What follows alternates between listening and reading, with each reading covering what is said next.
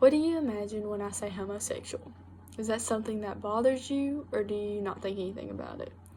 As Americans, we've created this idea of normal, and if you do not fit into that tiny scale classified as normal, then you now have a new name, and that's weird. Regardless of your opinion of what an individual might wear or how they might act, they're still human beings, and that's how they should be treated. Sadly, America shows high rates of discrimination towards homosexuals. First, there are many signs of violence when speaking of homosexual discrimination.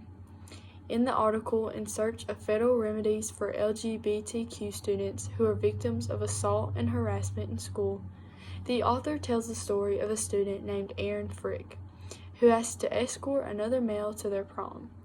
He was denied this request, and when the other students heard of this request, they organized an attack. Because of this attack, Aaron had to get 5 stitches underneath his eye. Furthermore, violence can start in the bully and be transferred towards the subject themselves. This is clearly an example in the Novotny and Podestny case. Novotny was changing and adjusting to who he really was, and the students and classmates around him started to think and suggest that he was gay. For him, he was constantly ridiculed. He was hit, spit on, and called names. He was even the subject to a boy's mock rape in front of the whole class, while they were all barbarically laughing at him. This constant judgment and embarrassment pushed Novotny to attempt suicide. When coming back to school, he was then harassed in the bathroom and urinated on by another student. This led to his second suicide attempt. The violence goes on for poor Novotny. He was being judged on something he could not control, and he was embarrassed and pushed so low by his fellow students, he felt as though he could not continue to live. Similar to this case, Derek Hinkle participated in a discussion about gay high school students and their experiences and was automatically put a label on. It began with him being called names such as fag or homo, and then it got much more serious. One day, one of his fellow students lassoed him around the neck and threatened to pull him behind a truck. This awful treatment continued with nasty drawings that were passed to him in class and throwing many objects at him. This all led to Derek having a mental breakdown. After this, his counselor suggested that he be switched to an independent study program. Because of him switching to this program, he was neglected the chance of a college interview. Ultimately, discrimination against homosexuals is obviously present in our world today and can affect us in the long run. Another type of discrimination experienced by homosexuals is through job employment.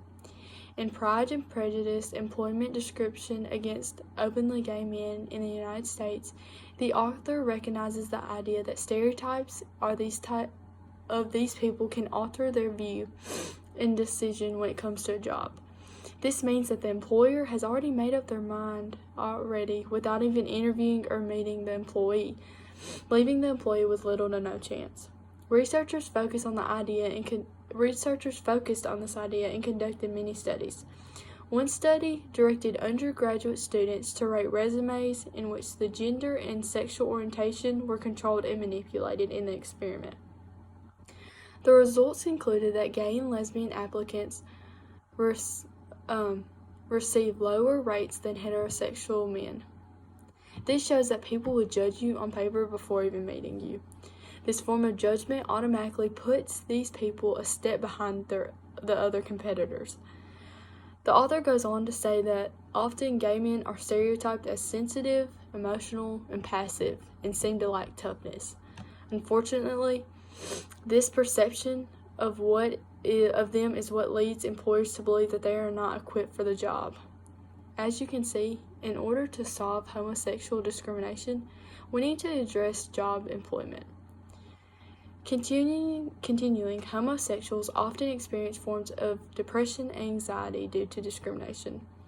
Although many efforts have been made to improve this issue, the LGBT groups still experience great discrimination and hate. When studying these groups, researchers found 3 common emotional distress signs: depression, self-harm, and suicidal idealization. Self-harm includes cutting and burning of oneself.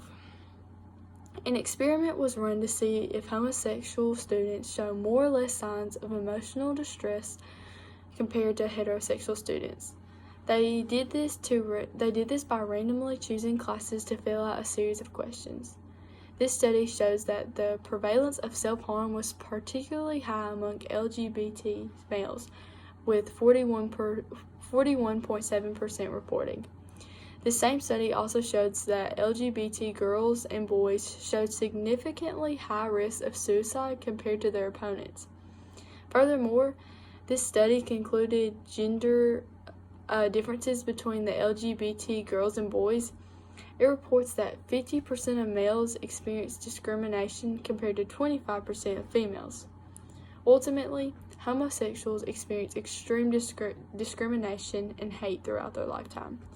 We need to recognize this and begin effects in order to accept and get others to accept as well. Individuality is what makes our community and world function. No person is the same, and in our differences, we should be equally treated.